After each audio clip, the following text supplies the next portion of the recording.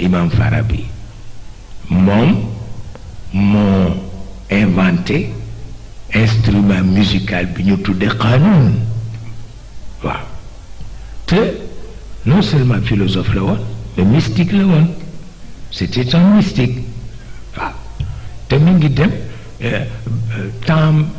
barewul sax mi dugal na ci ba inventé benn instrument musical bu ñuy tudde qaanuun te qaanuun ñett la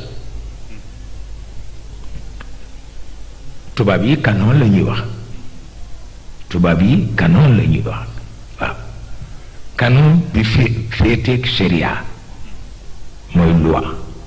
walla canon bu féeteeg guerre koy xareel fetal ko walla canon bi firi musique nga xam ni dafay jeexital ci jikko ñett yi lañ ne mooy defar doomu aadama waaw pour wax la ni mag ñi xam nañu luy musique xam nañ ko xam nañu luy musique mooy ñett yooyu rekk a fi ne xaanuun bu dellu ci justice xaanuun bu dellu ci guerre xaanuun bu dellu ci musique yi ñetti xaanuun ñoo nekk